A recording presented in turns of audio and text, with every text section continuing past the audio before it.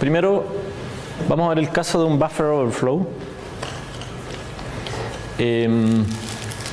Si nosotros tenemos este programa que está acá, perdón, tenemos la pila de la manera que está acá. ¿Recuerdan qué era EBP? Hola.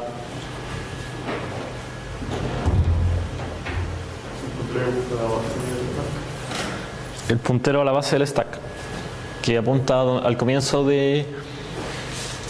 No necesariamente el comienzo, pero es una referencia que nos sirve para saber cómo en este frame referirnos a las variables locales y a los argumentos, ¿cierto? Entonces normalmente en la pila vamos a tener esta estructura. Están los argumentos primero en orden inverso, después la IP de retorno, después el EBP del llamador, después los registros que se están resguardando y después las variables locales. ¿Sí? Entonces, ¿se acuerdan qué pasa cuando se termina de ejecutar la subrutina?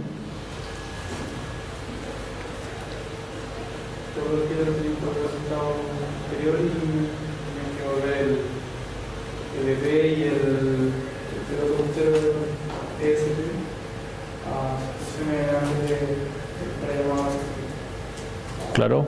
¿Y qué pasa con la ejecución?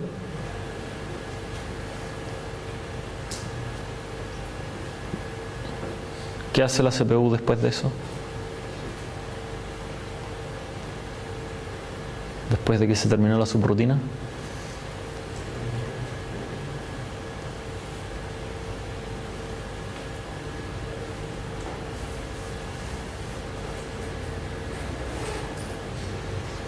Piensen en un programa que ustedes implementen, en un lenguaje de alto nivel, y que de repente se llame una función. ¿Qué esperan ustedes que pase con la ejecución de ese programa después de que se ejecute esa función? ¿Ah? ¿Dónde? Claro.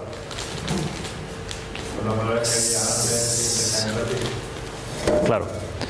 Entonces, lo que ocurre es que la subrutina que llamó a esta subrutina, o el programa, que es el que nosotros le llamamos llamador, se va a seguir ejecutando justo después del call que llamó a esta subrutina, ¿cierto? Ahora, ¿cómo la CPU sabe cómo volver a ese punto?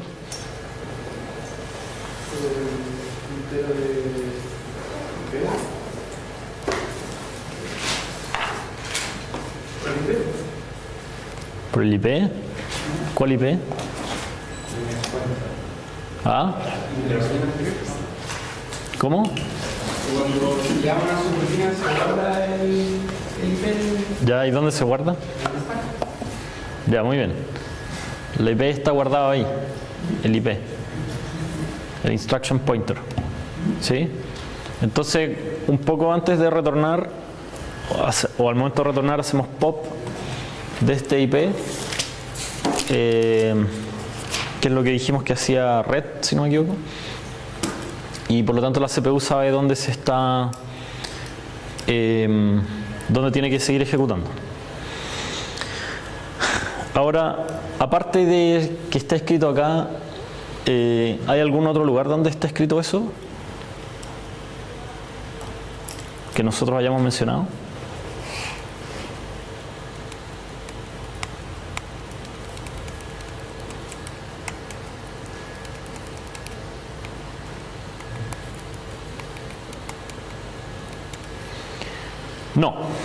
No hay ningún otro lugar. Entonces la CPU tiene que confiar, o digamos el programa tiene que confiar que cuando haga un pop de IP, lo que está escrito ahí es la dirección de la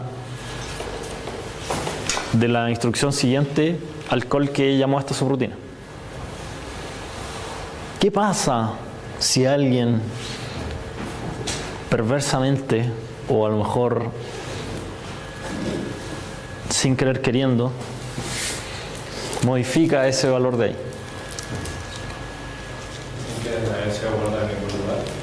¿Mm? Sin que haya sido guardado en ningún lugar. Dijimos que no se guarda en ningún otro lugar. Entonces ya hacemos un red, vamos a sacar alguna cosa del stack y volver a algún lugar. Exacto.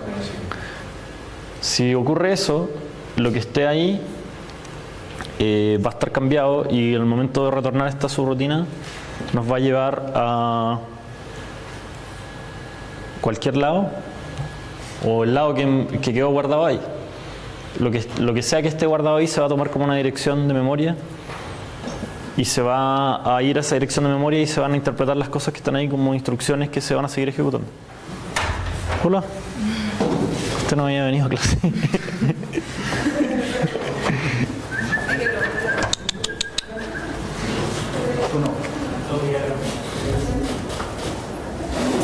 Venga. Bueno, vamos a incorporarlo a la clase entonces. Si no se quiere. Pero si hay discriminación por los que está afuera, ¿lo hacemos también? No, este curso no es para todos, solo para algunos, los más privilegiados.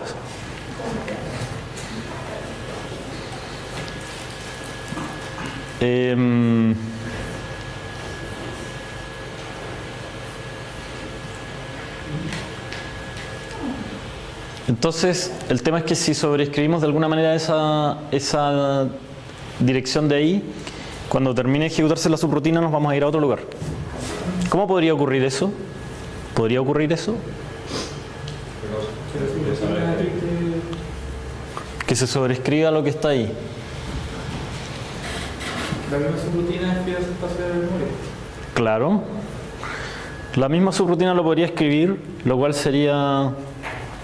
Es posible, pero es un poco improbable, dado que, a menos que uno se equivoque, digamos, eso podría pasar que uno cuando está escribiendo su programa en Assembler diga, se quiera referir a EBP menos 8, más 8 y ponga más 4, no sé, yo no podría sobreescribir ahí. ¿Y alguna otra forma? Yo no cacho mucho de la materia nueva, pero tengo muchas dudas respecto a lo que significa EBP. ¿Cómo dirección dentro de...? ¿No viniste a la última clase? ¿Ah? ¿No viniste a la última clase? Chao. La EBP es como dirección en memoria. EBP es un registro que contiene un puntero al frame que se está ejecutando ahora, a un lugar del frame. Si es que el EBP más 1 fuese de otro programa, por ejemplo. ¿Cómo? Si el EBP más 1 fuese de otro programa. De otro programa. De los subrutinales ¿no podría llegar a modificar el EBP más 4 de otro subrutinal? No, EBP más 1 está aquí mismo. El stack es uno solo, ¿cierto? Sí. Por eso es que no se puede empezar otros subrutinales.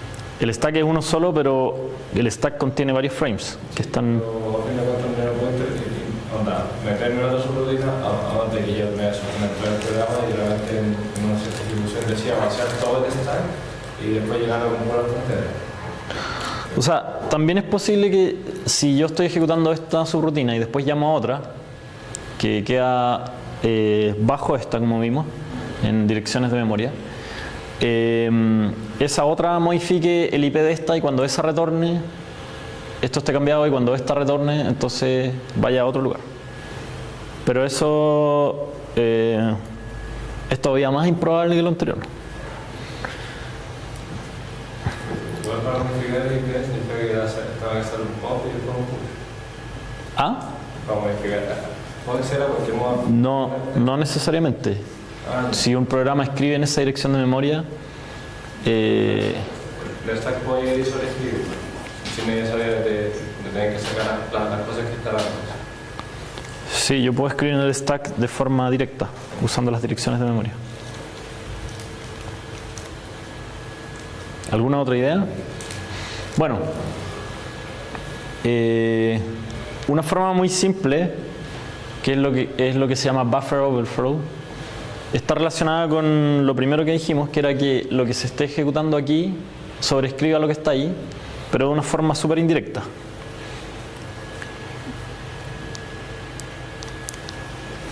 Ya no funciona más esto.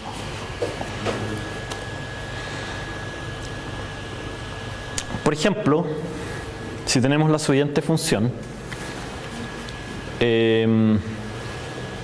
getUserID, ya que tiene un arreglo de chars de largo 7 que se llama buff de buffer. Aquí llama algún comando que lo que hace es recibir, por ejemplo, por teclado el ID del usuario. Y finalmente lo que devuelve es ese buffer de alguna manera, ¿sí? Devuelve a lo mejor un puntero, lo deja en la memoria, lo que sea, ¿sí?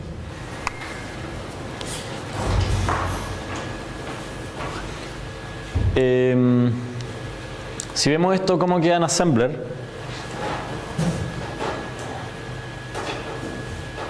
sería lo siguiente. Acá está el paso 2. ¿Se acuerdan que era el paso 2?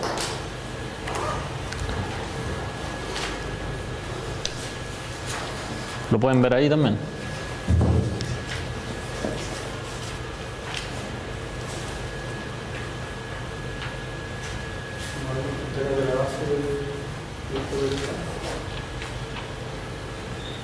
Claro, lo que hacemos ahí es guardar el EVP que había, mover el ESP hacia el EVP y mover el ESP para, en el paso 4, para dejar espacio para las variables locales. ¿Cuánto espacio dejamos?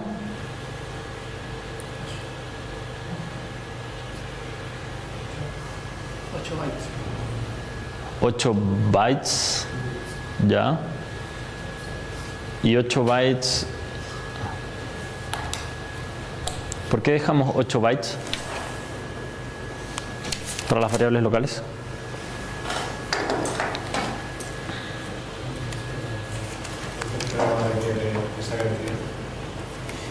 ¿Ah? ¿Cuál programa? ¿Cuál programa? No. ¿Por qué dejamos ahí 8 bytes? Para mantener el alineamiento. Claro, sí, para mantener el alineamiento, pero ¿por qué 8? O sea, para mantener el alineamiento nos va a restringir desde el punto de vista de que necesitamos que sea un múltiplo de 4. No, tenés que alineamiento.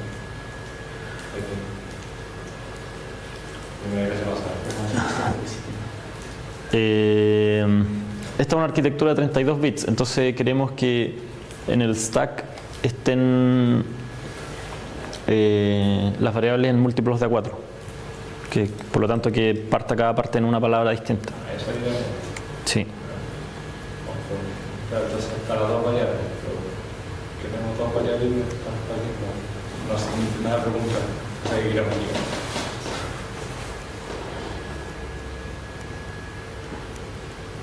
Ya, ¿por qué usamos 8 bytes? Aparte de porque es un múltiplo de 4.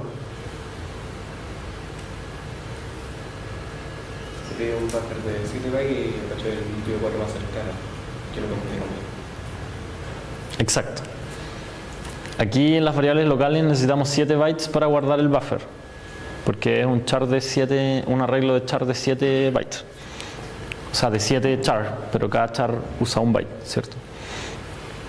Y para poder guardar esos 7 necesitamos 8, o sea, el múltiplo de 4 mayor, más cercano es 8. Entonces lo que estamos haciendo aquí es guardar el espacio para esas variables. Si se fijan, faltan otras instrucciones de los otros pasos. Esto está como resumido. Aquí está la parte de pedir al usuario, por ejemplo, a través del teclado, un ID. Aquí se convierte en un entero, lo pone en EAX. Después borra lo que está, digamos, se libera el espacio donde está guardado los registros, etcétera. Aquí retornamos. En algún momento de esto pudimos haber sobrescrito IP.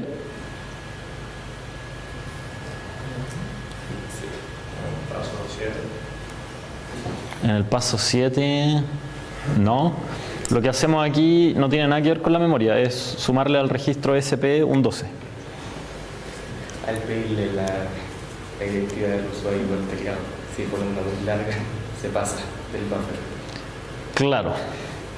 Como el nombre lo dice del caso que estamos viendo, si nosotros acá no tenemos cuidado al implementar esto y le damos al usuario la libertad de escribir cualquier cosa y tratar de guardarlo en ese buffer, que finalmente acá muchas veces lo vamos a tratar como un puntero, y el usuario escribe algo muy largo, lo que va a ocurrir es que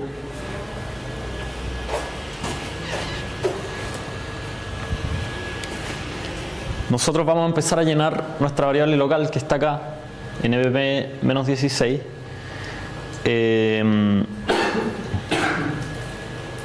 En verdad, en este caso el buffer va a empezar en EBP-20, si no me equivoco, porque son 8, y vamos a empezar a llenarlo. Una vez que terminemos de llenar ahí, vamos a seguir llenando acá, después acá, después acá, acá y eventualmente ahí. ¿Sí? O sea, si es un string muy largo, eventualmente podemos sobreescribir esa IP. ¿Qué pasaría en ese caso?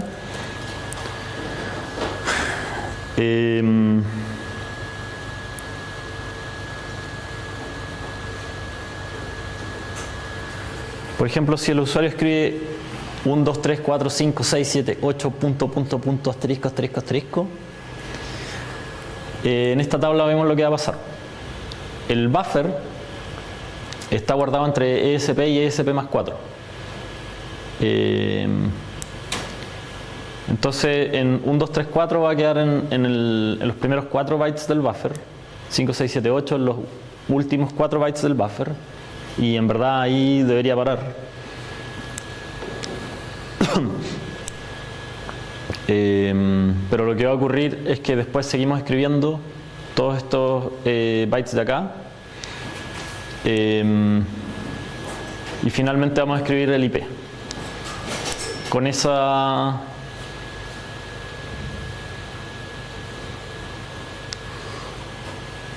este valor de acá que proviene de ese string, pero que después al momento de hacerle pop al IP se va a interpretar como si fuera una dirección de memoria. Y cualquier cosa que esté en esa dirección de memoria, cuando se ejecuta el ret, se va a hacer un pop de ese valor, se va a guardar en IP y se va a ejecutar cualquier cosa que esté ahí. ¿Sí?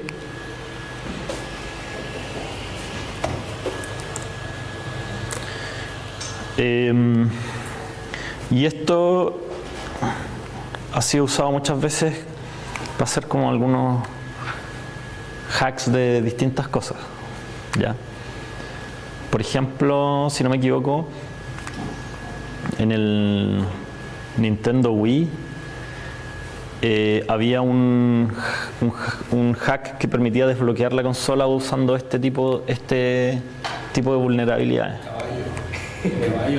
Sí, exactamente. En un juego de Zelda que se llama Twilight Princess, hay una parte donde se le pedía al usuario ponerle un nombre a un caballo que se llama Ipona. Y si uno seguía como un tutorial, uno le podía poner un nombre muy largo, así, que al final, o sea, que obviamente era arbitrario y probablemente en algunos caracteres contenía una cierta dirección de memoria que hacía que el programa, el juego, ejecutara después otra subrutina que estaba guardada, que el hack lo había guardado en alguna dirección, y con eso se podía tomar el control de la consola y por lo tanto de ahí en adelante hacer lo que uno quisiera con ella y desbloquearla finalmente. ¿Sí? Entonces es algo que es interesante tener en cuenta cuando uno le pide al usuario que ingrese algún string y como un concepto en general. O sea, el buffer overflow es súper peligroso en un programa porque puede generar vulnerabilidades que pueden hacer que un usuario intencionalmente o inconscientemente genere un comportamiento inesperado del programa. ¿Sí?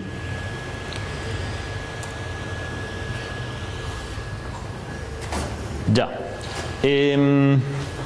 Pasando a otro tema, cuando nosotros escribimos un programa en un lenguaje de alto nivel, como por ejemplo C++ o C, normalmente ocurre la siguiente secuencia de operaciones para poder llevar ese código que nosotros escribimos en alto nivel hasta un archivo ejecutable, ya que pueda ser entendido por la CPU. Entonces los distintos pasos son compilación, donde el código fuente se toma, esto lo ejecuta un compilador, obviamente, y lo que entrega es el código en assembler el código en assembler del mismo programa. ¿Ya? Luego hay otro paso. Normalmente el código en assembler, o sea, aquí por ejemplo si tenemos un archivo C++, la extensión de ese archivo normalmente va a ser CPP, por ejemplo, o C si está en C. Lo que va a quedar acá va a tener normalmente una extensión S. ¿Sí? Luego está otra operación que se llama ensamblado o assembly, que va a hacer que ese código en assembler se transforme en lenguaje de máquina, ¿ya? Y se generan archivos que contienen las implementaciones de las funciones, ¿ya?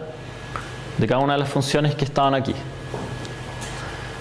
Estos archivos normalmente tienen una extensión .o o .obj. En Windows creo que es obj y en Linux .o. ¿Ya?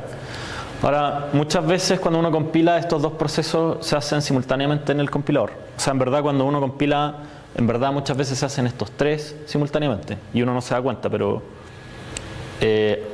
a veces estos dos van como muy juntos en general.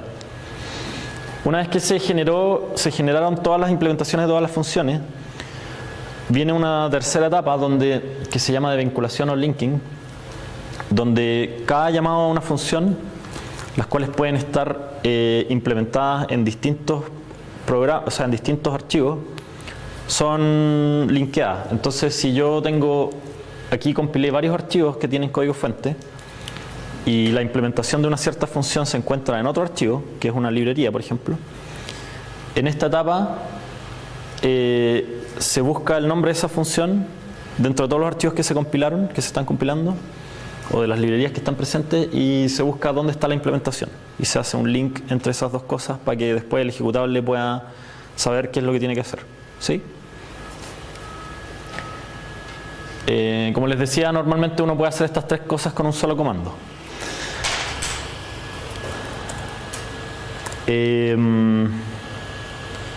Nosotros muchas veces vamos a hacer solo esto para poder ver cuál es el assembler que se genera con un código fuente de alto nivel que nosotros escribamos, ¿ya? Y eso se puede hacer con ciertas opciones del GCC. ¿Ustedes han usado GCC? Que es el compilador C. Sí. Si yo le pongo ciertas opciones que me parece que aparecen en una diapositiva más adelante, puedo hacer que se genere el código en assembler para poder verlo. ¿Sí? Lo que en este proceso, en estos procesos de acá pueden ocurrir muchos errores que son de compilación, pueden ser de sintaxis, de funciones que no están incluidas, que no están definidas, etc. Hay muchos errores posibles acá.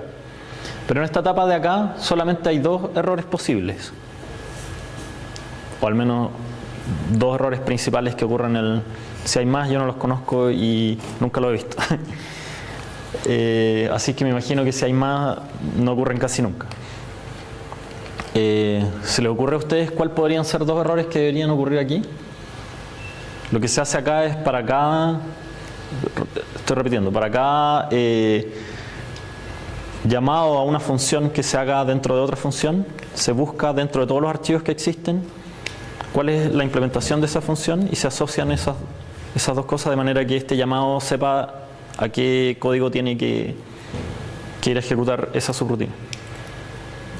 Que no encuentre la expresión que no obstante. Exacto. Un primer error posible es que no encuentre la implementación de esta función.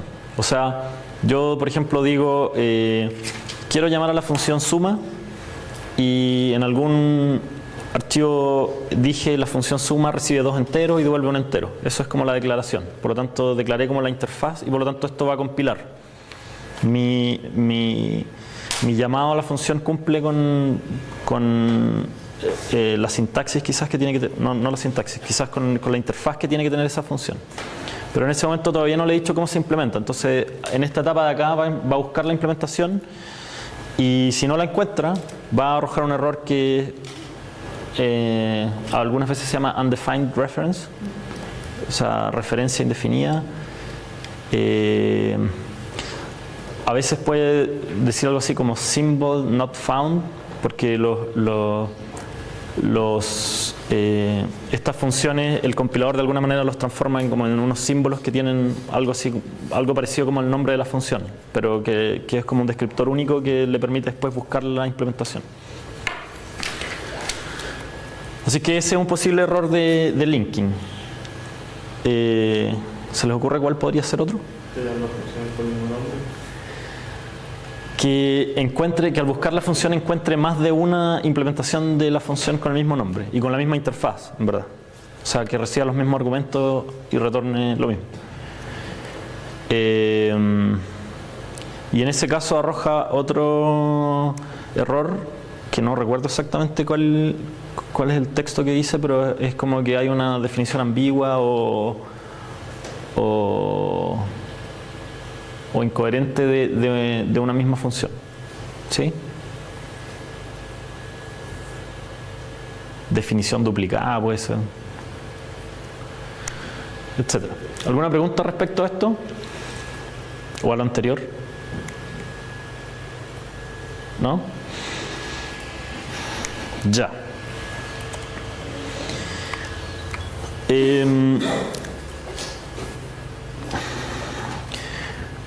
Todas las cosas que hemos visto hasta ahora son más o menos independientes del sistema operativo y son operaciones que hacen llamados directamente al hardware de la CPU, ¿cierto? Pero existen otras operaciones que son dependientes del sistema operativo y que hacen llamados, como su nombre lo dice, al sistema operativo. Y por lo tanto cada sistema operativo la va a interpretar en distintas formas y puede que se llamen distintos. Para efectos del curso vamos a ver aquí brevemente las llamadas sistemas en Linux, ¿ya? Y si se fijan, lo que permiten hacer es, por ejemplo, es manejar los recursos que normalmente maneja el sistema operativo, ¿sí? Por ejemplo, esta llamada de acá, si no me equivoco, es la que cierra el programa, ¿ya? Esta hace lo mismo, pero con un... Perdón, esta es la que cierra el programa. Y aquí...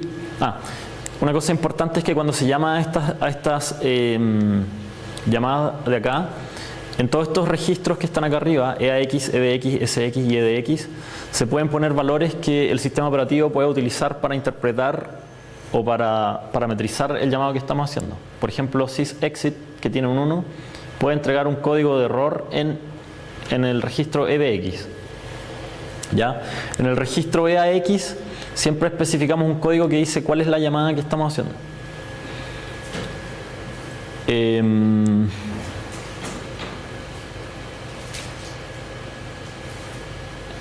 Por ejemplo, estas de acá permiten escribir, abrir y cerrar archivos. ¿Ya? Estas de acá. Y aquí se recibe como argumento el file descriptor del archivo, lo que se va a escribir, etc. Ya no vamos a ver en detalle todas las llamadas, pero esto está disponible en los apuntes por si lo necesitan en algún momento para alguna tarea o algo así. Y también para el control puede ser útil.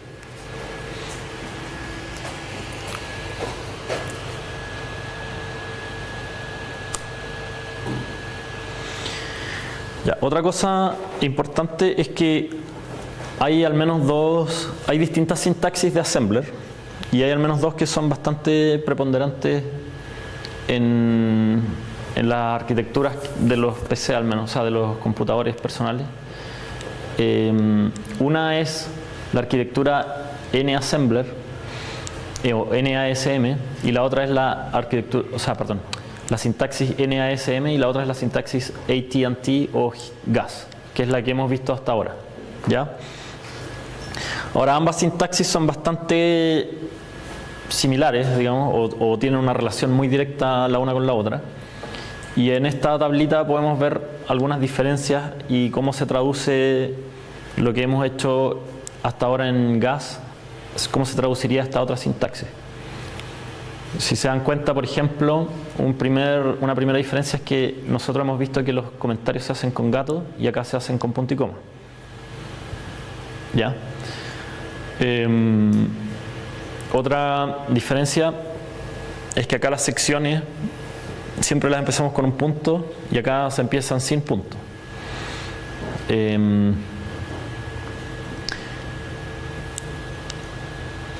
Otra diferencia es el orden de los argumentos.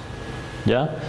Acá nosotros siempre en todos nuestros comandos el destino es el segundo argumento, mientras que acá el destino es el primer argumento. Y más aún, acá no existen los prefijos, por ejemplo, para los inmediatos, si están en decimal, ni para los nombres de los registros, como nosotros usamos aquí el porcentaje y el signo peso. ¿Sí? Exacto. ¿Lo puedes decir un poco más fuerte? Y los decimales, o sea, los hexadecimales que ponen una H al final en vez de escribirlos como hexadecimales. Sí. Aquí este hexadecimal que, bueno, es un inmediato, por lo tanto tiene el signo peso, pero además nosotros le ponemos un 0x al comienzo. Acá en vez de eso se le pone una H. ¿Sí? Así que si alguna vez ustedes ven un programa como de este estilo, ya saben que pueden traducirlo a uno de o entender de lo que se trata haciendo más o menos esta traducción.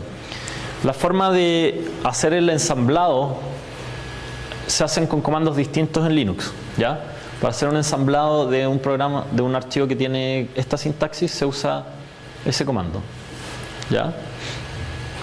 Normalmente estos tienen extensión ASM, los que siguen esta sintaxis, mientras que en Linux, para poder ensamblar un archivo con esta sintaxis, se usa este comando, as-o. Acá pongo el nombre del archivo de salida que quiero, que normalmente tiene extensión .o, y acá el nombre de este archivo, que normalmente tiene extensión .s. ¿Alguna pregunta? Ya. Entonces, vamos a ver un ejemplo simple, un Hello World en la sintaxis GAS. ¿Ya? Si vemos aquí está la típica declaración inicial donde ponemos el punto text, que es donde ponemos las funciones, global start, que es donde empieza el programa, está esta etiqueta start, y aquí vamos a escribir un string usando la salida estándar. ¿Ya?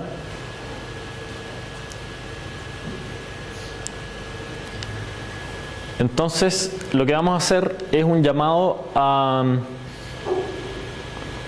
una de las llamada sistema que vimos acá. ¿Sí? ¿Cuál deberíamos llamar? ¿Ah? Right. ¿Qué más dijo alguien allá atrás? Right. Ya, right. Que sería tendríamos que poner el 4 en EAX. Aquí en EBX poner el file descriptor. Ahora en Linux todos los streams usan un file descriptor, o sea, se tratan igual como si fuera un archivo. Y en particular la salida estándar también sigue esa misma lógica. Luego aquí hay un file descriptor especial para la salida estándar. Y en SX tenemos que poner el buffer que vamos a poner en la salida. Y en EDX el tamaño del buffer o el tamaño del texto que vamos a escribir. ¿Sí? Entonces, ¿alguien me puede decir qué es lo que hacen las líneas siguientes que vienen ahí?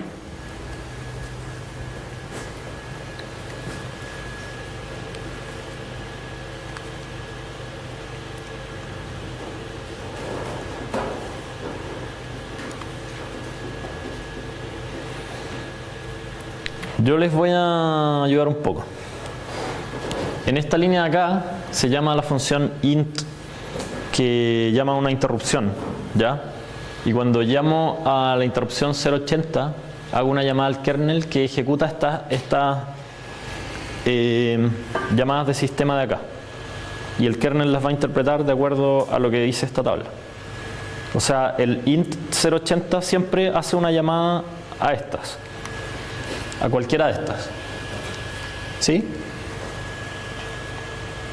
Ahora, para que el kernel entienda el kernel del sistema operativo entienda lo que tiene que hacer, tienen que estar seteados estos parámetros. Entonces, ¿qué es lo que hacen las líneas que están ahí?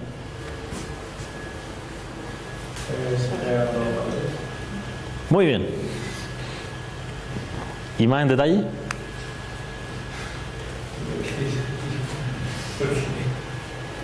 Se explicaba que se empieza a dar cuenta, o sea, se puede empezar a mantener X, la gran mensaje. ¿Cómo? Es que como leyendo lo que dice después de los comentarios. Muy bien, excelente observación. Entonces, ¿qué es lo que hacen? Se pone X en lo de el mensaje. Ya, ok. Segundo paso, se pone SX el mensaje que queremos escribir. Cuarto paso. No. En SX vamos a poner un puntero al mensaje que queremos escribir. ¿Ya? El SX es un registro que tiene 4, o sea, en una arquitectura de 32 bits, tiene 4 bytes. Podemos guardar ahí una dirección de memoria, pero no podemos guardar un buffer. ¿Ya? ¿Qué más? Se dice a dónde queremos escribir, a qué archivo se escribe todo el documento. En este caso, uno especifica la salida estándar. Exacto. El file descriptor 1 especifica la salida estándar y por lo tanto si lo guardamos en EBX estamos diciendo que después que si hacemos un write se va a hacer a la salida estándar. Ya. ¿Y qué más? Especificamos en EAX qué función vamos a ejecutar. En este caso número 4, que es en ese decimal también, como pensé que es la número 4. Y por último, el número 9. Claro, ese número 4 viene de nuestra tabla de acá, que dice que el syswrite tiene el 4 en EAX, ¿cierto? Ese es el descriptor o sea, ese es el identificador de esa llamada sistema. ¿Y qué más? Sin pregunta de cara. ¿Paulo? Yo tengo dudas respecto a que pregunté, porque estoy viendo las instrucciones que están con EDX, SX, EDX, EAX. Entonces, más o menos la idea es que los EAX tienen como instrucciones y los otros se guardan como argumentos de instrucciones, o no necesariamente inicia así. No, eso corre para estas llamadas al sistema. Pero no necesariamente tienen que... No, esos son registros de propósito general que en las subrutinas se usan para muchas cosas. Para las llamadas a sistema se usan de esta forma. Ya, pero por ejemplo, el EAX no voy a almacenar cosas. Sí, se pueden almacenar cosas. Por ejemplo, vimos en la clase pasada que el EAX se usa para retornar un valor en una subrutina. Y se puede usar para muchas cosas más. Se puede usar como una variable auxiliar dentro de una subrutina. Pero en la teoría podría poner todas las 4 cosas que puse arriba con todas NAX, pero no, pero son distintas direcciones. Entonces no, o sí. No entiendo. La idea es que, por ejemplo, el len, que es un entero, está almacenado en EDX. Sí. Ya, el 1, que es por ejemplo la salida estándar, está almacenado en EDX. Entonces ese tipo de como argumentos. A ver. ¿Podría almacenar todo en EDX? No puedo almacenarlos todos en AX porque no caben. Pero lo que ese orden, o sea, a ver, estos registros yo puedo guardar lo que yo quiera en ellos. Lo que pasa es que como aquí estoy llamando al kernel con esa instrucción, el kernel cuando recibe esa interrupción va a chequear lo que hay en esos registros y los va a interpretar de esa manera que dijimos, que está en la tabla. ¿Ya? Por lo tanto, si yo no hago esto, va a tomar lo que haya en esos registros y según eso va a ejecutar lo que él crea que hay que ejecutar. ¿Sí? Si yo quiero que haga algo en particular, tengo que justo antes de llamar a esta interrupción, llenar los registros de esa forma. Pero si yo no llamo a esta instrucción, a esta interrupción que hace una llamada al kernel, puedo hacer lo que quiera con esos registros todo el rato. ¿Se entiende? Se pueden usar como variables auxiliares y tienen otros usos que son importantes. Por ejemplo, vimos que en algunas operaciones los resultados se guardan en esas, por ejemplo en la multiplicación, el resultado se guarda en algunos de esos registros. Tienen muchos usos. ¿Está como limitado a instrucciones en el momento? No. El EAX se usa para muchas cosas, EDX también.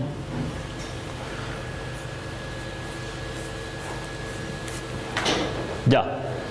¿Qué más? ¿Qué sigue más acá? Más abajo. ¿Será el programa? No, es lo mismo, pero que salida. Claro. Después de eso salimos del programa. ¿Y cómo se salía del programa? Con un sysexit, ¿ya? Y el sysexit tenía un código 1,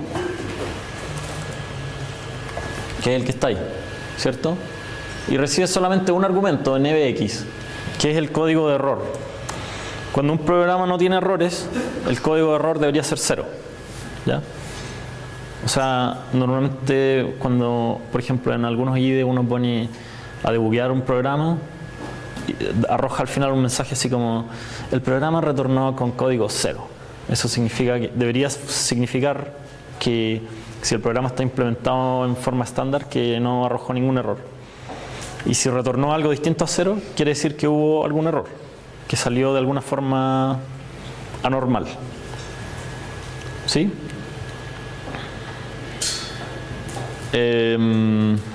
Entonces lo que hacemos acá es poner ese código de error 0 en EBX, que es el argumento que dice el código de error, y en EAX guardamos el 1 que es el sysexit, ¿cierto?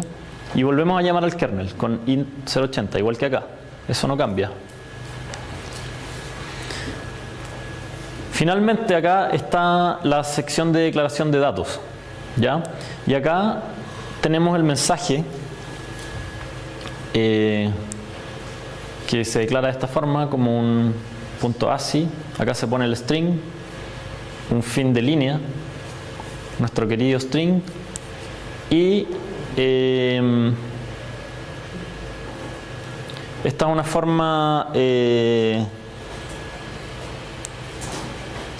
utilizada para calcular el largo del string. Entonces lo que se hace es decir el largo, que es la dirección actual que se nota por ese punto, menos mensaje, que es esta etiqueta de acá que marca la dirección de memoria que está justo antes de ese. Nosotros no vamos a entrar en detalle con estos trucos y estas cosas porque no está fuera del alcance del curso. Pero lo importante es tener en claro que acá esto se puede interpretar como un puntero que está y lo que se escribe acá empieza a escribirse a partir de ese puntero, ¿sí? Entonces hay algo que no quedó absolutamente explícito en la descripción que hizo Benjamín de acá, que es que en ese X lo que nosotros guardamos es MSG. ¿Y qué es lo que hay en MSG?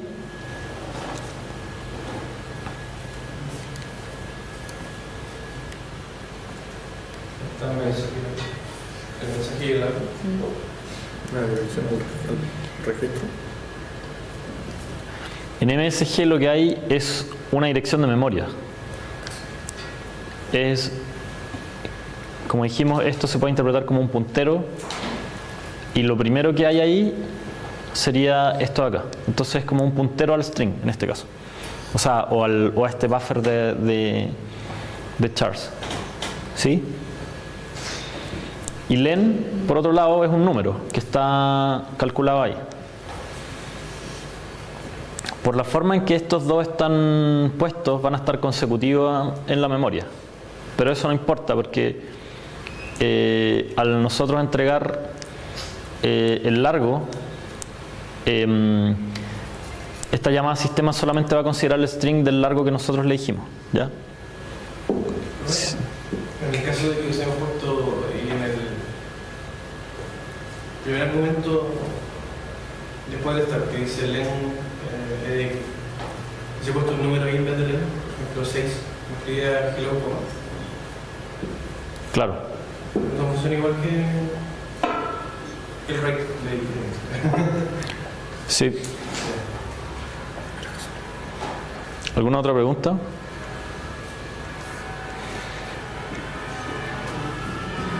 Ya. ¿Qué hora es?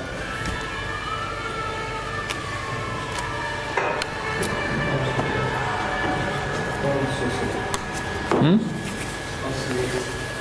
11:10. Nos queda poquito tiempo para nuestro ejercicio.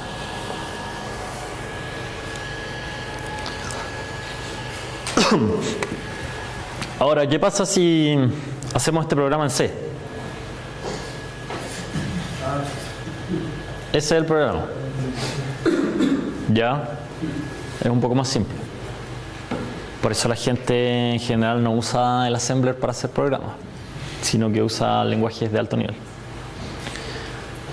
En todo caso, lo que yo les quería mostrar acá es que si yo tomo este programita en C de acá y lo compilo usando el compilador solamente, no el ensamblador, lo que voy a obtener como resultado es un código en assembler. ¿Cuál? Este de acá. No es exactamente igual a este,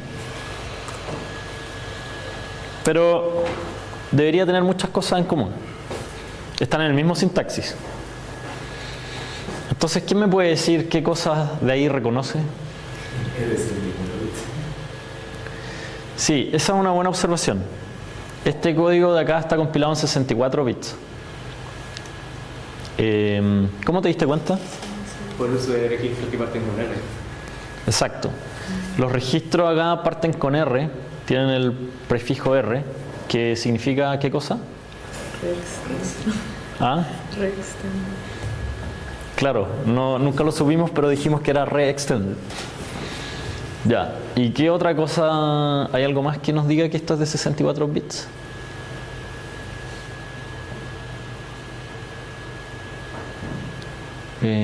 Este sufijo Q, que está ahí, ahí, ahí, al menos. ¿Se acuerdan qué era eso? Era quad, que significa que la palabra tiene como 4 words. O sea, es 4 veces 16, son 64 bits. Ya, muy buena observación. Aparte de eso, ¿qué más pueden ver aquí?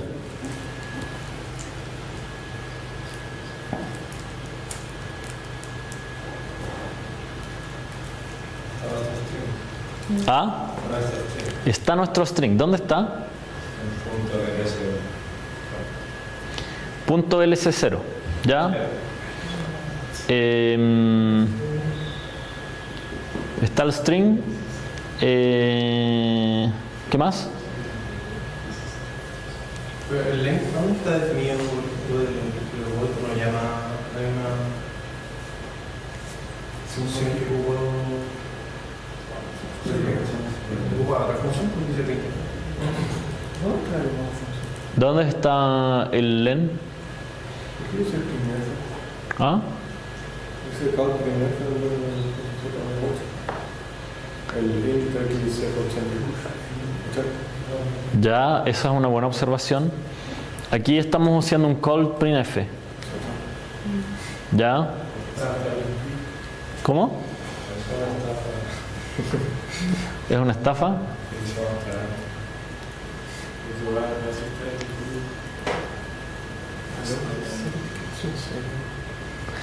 Ya. Como bien dijeron, este programa no está haciendo directamente la llamada a sistema, sino que está usando la función printf, la cual internamente hace la llamada a sistema. Y además no necesita el largo, ¿ya? Al hacer este string acá, probablemente aquí agrega un bit 0 al final, o sea, un byte 0. ¿Qué más? ¿Qué más pueden ver aquí? ¿Qué más pueden reconocer?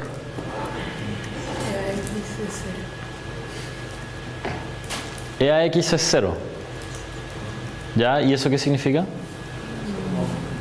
Me imagino que tendrá que ver con la llamada printf, pero no estoy segura.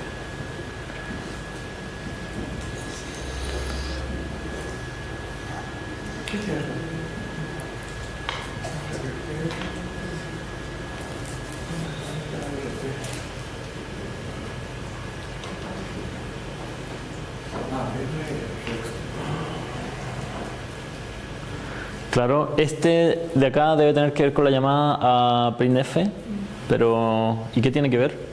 O sea, no sé, como haciendo el paralelo con cuando uno llamaba al sistema y tenía que poner como los parámetros en los registros. Ya, No sé si printf necesita algún parámetro. ok. Aparentemente guardas el texto en NDI y guardas la salida. La salida estándar es 0 o 1. La salida de ¿Cómo? No puede ser la entrada. Printf escribe en la salida estándar siempre, no recibe un file descriptor. No sé por qué necesita eso. Ese de ahí, la verdad, ¿cómo? ¿Quién hace una función que recibe una cantidad variable de argumentos? Sí, Tiene que decir cuántos argumentos está recibiendo. Tienes razón. probablemente tiene que ver con eso. Para marcar cuál es. ¿Cuántos son los que vienen después del string? Bien, yo no me he dado cuenta de eso, pero yo creo que probablemente es eso. ¿Y este de acá? Es el mensaje de salida que lo mueve. No sé por qué mueve. O sea, este mob L lo que está diciendo es EAX igual 0. Pero ¿por qué hace eso después de...? Porque a mí aquí se guarda la salida del texto, ¿no? Sí, probablemente este tiene que ver con lo que va a retornar finalmente el programa. Es el código de retorno. ¿Y el resto? Miren, una cosa importante para limpiar un poco es que todos estos puntos CFI son directivas que tienen que ver con debugging, son marcas que hace el compilador que no tienen ninguna interpretación en la ejecución del programa, así que no las tomen en cuenta en esta decompilación que estamos haciendo. ¿Qué otras cosas ven que ustedes han visto? Guardado RBP en la pila y después de usarlo. ¿Dónde? Al principio del RBP Ya. guardó RBP. ¿Y eso qué es? Ahí después lo nombré, que probablemente por alguna razón lo necesitaba. ¿Qué era eso? La base de la pila Ah, no, no estamos en 64 bits, así que empieza a poner. ¿Cómo? Es la base de la pila. Sí, claro, la base de la pila, porque en vez de tener una E tiene una R. O sea, RBP es lo mismo que lo que ustedes siempre han conocido como EBP. Y RSP es lo mismo que ustedes siempre han conocido como ESP. Entonces, ¿qué hace ahí arriba?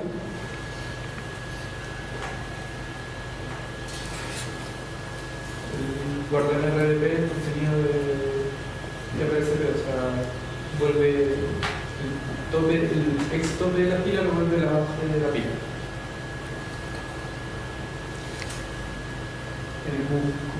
Claro, ahí. Sí. Y ahí, A ver si me guardar el RDP la pila. perfecto. Y acá abajo, Lo recupero. lo recupero. Muy bien.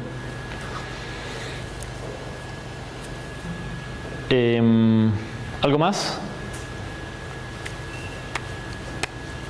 Parece que ya vimos todas las líneas, ¿cierto?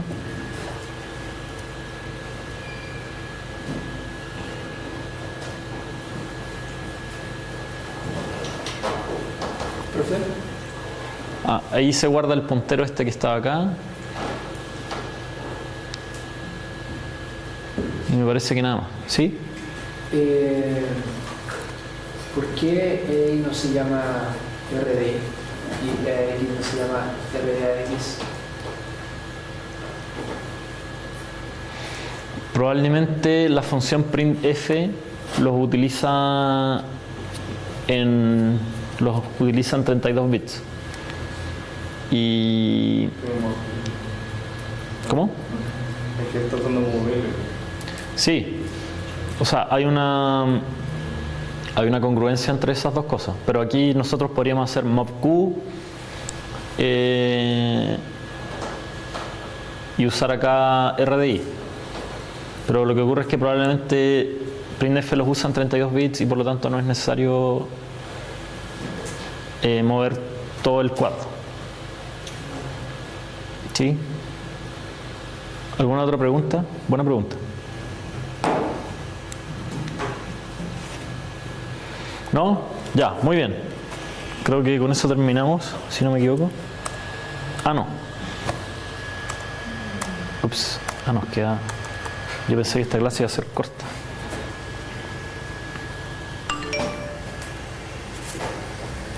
Ya. Nosotros hemos visto un poco lo que pasa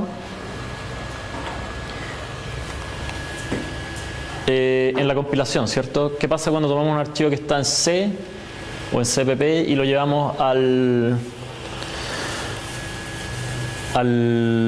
archivo en assembler? ¿Sí? Ahora vamos a ver un poco cómo queda esto cuando está compilado. ¿Ya? El hardware, que o sea, la CPU,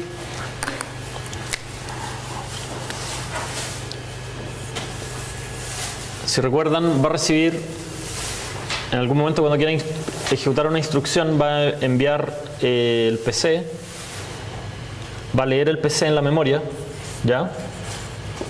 Y por acá va a volver una instrucción. Esa instrucción va a tener el largo determinado por la cantidad de bits de la plataforma. Si es una plataforma de 32 bits, va a ser de 32 bits. Si es de 64 bits, va a ser de 64 bits. ¿Ya?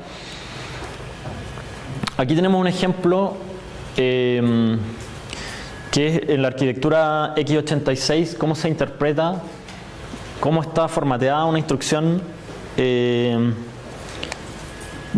32 bits. ¿Sí? Entonces, si esta es una instrucción, está dividido en todas estas partes. Tienen que pensar que cuando alguien diseñó esta arquitectura dijo, ¿cómo puedo hacer para expresar todas las posibles instrucciones y argumentos que quiero para todas las instrucciones en 32 bits? No es tan fácil. Y además, brindando la compatibilidad que x86 tiene con sus versiones en menos bits. Entonces, el formato que queda finalmente es más o menos enredado, ¿ya? Porque muchas veces se privilegia como la optimalidad desde el punto de vista de la cantidad de bits que se usan por sobre que sea súper claro. Y nosotros no lo vamos a ver demasiado en detalle, pero sí lo vamos a mencionar como para que tengan una idea. Normalmente hay un prefijo que puede estar o no, o sea, por lo tanto puede tener de 0 a 4 bytes, dependiendo de cuál sea la instrucción.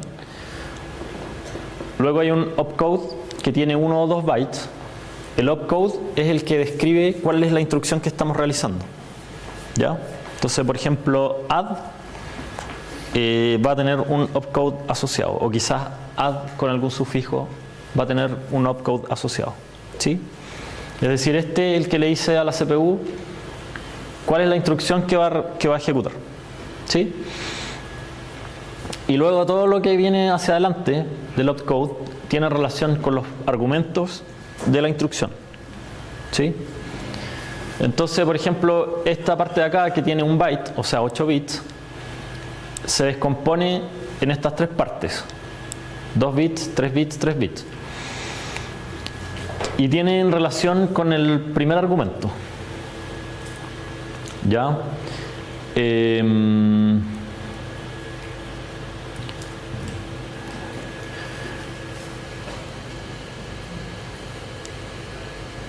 Por otro lado, esta parte de acá tiene que ver con el segundo argumento, si no me equivoco, y tiene que ver con, permite hacer direccionamiento indirecto, ¿sí?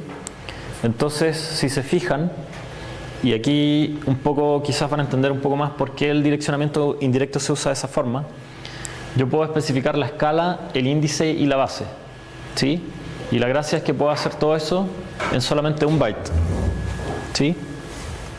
Entonces, para la escala tengo 2 bits porque tengo 4 posibilidades en 32 bits de escalas, ¿sí? Que era 1, 2, 4 y 8. 1, 2, no, tengo 3 posibilidades, 1, 2 y 4 en 32 bits. Para el índice tengo 3 bits que me van a describir un registro. En esta arquitectura con 3 bits puedo describir el ID de un registro. ¿Cuántos registros hay?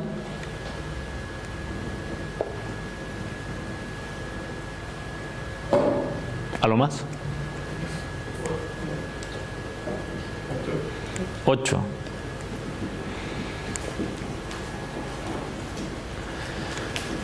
¿Se acuerdan cuáles eran?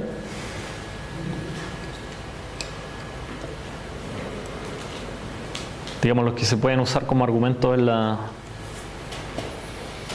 en las operaciones. Por ejemplo, IP no se puede usar como argumento, y hay otros que tampoco se pueden usar, que se usan internamente, pero los que hemos usado típicamente.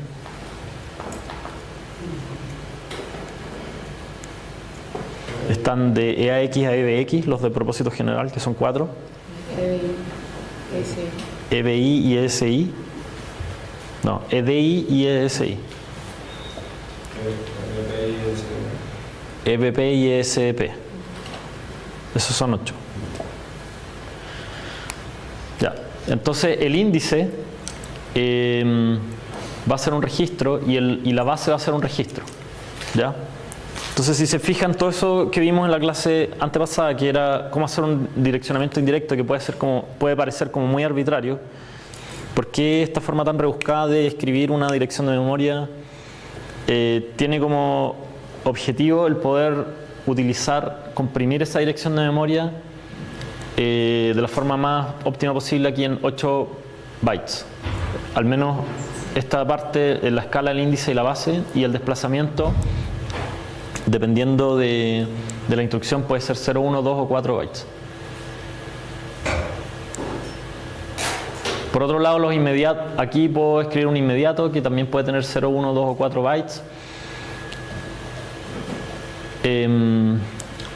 Y esta parte de acá es requiere un poco más de explicación, y voy a subir algunos documentos que tengo de Intel y otros de la arquitectura M32, si no me equivoco, donde está esto más explicado.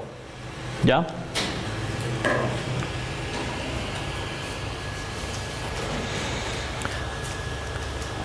En resumen, lo más importante de acá es que, por un lado,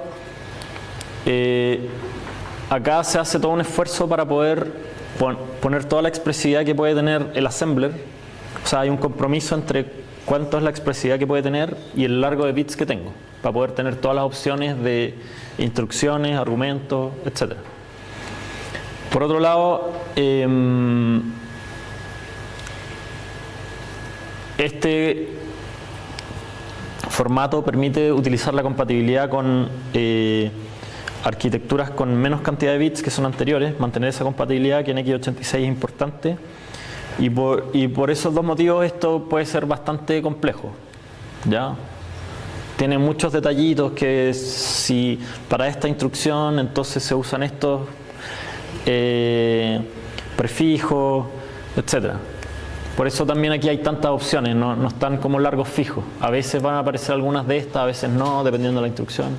Entonces, entender o saber en detalle cómo es el formato para cada instrucción es mucho conocimiento. Y hay un manual gigante que lo voy a subir por si alguien está interesado en hacerse un experto en este tema.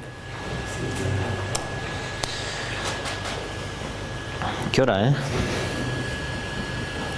Ups.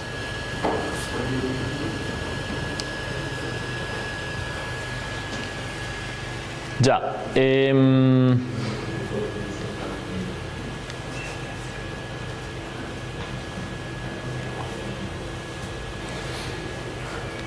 Acá tenemos dos ejemplos de ejecución de instrucciones. Por ejemplo, esta addl ebx esp. ¿Qué hace?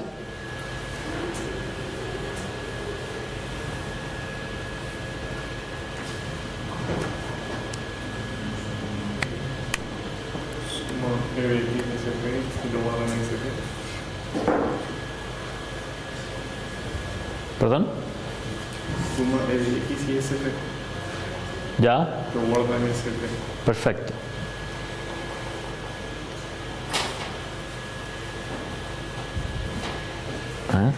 Creo que tengo aquí una tabla.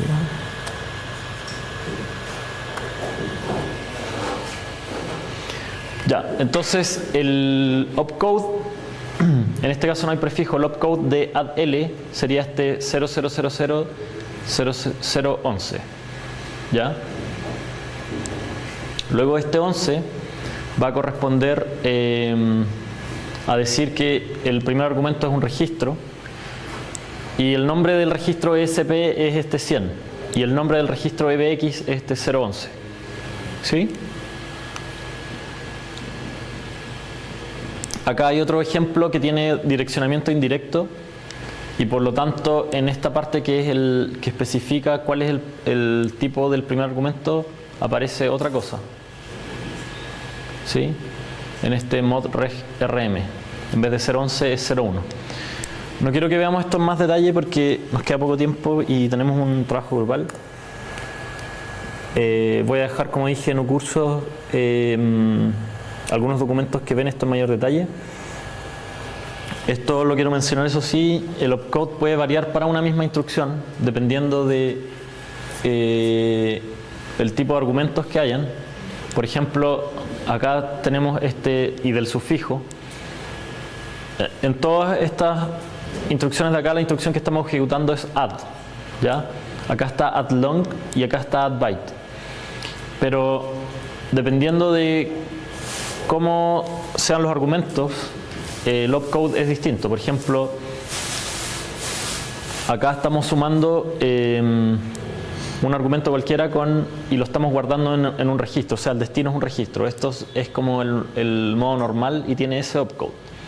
Si ahora en vez de eso estamos guardando en una dirección de memoria, tenemos este modo invertido que tiene ese opcode. Y así sucesivamente hay distintos casos. ¿Sí? Por ejemplo, acá usamos un inmediato.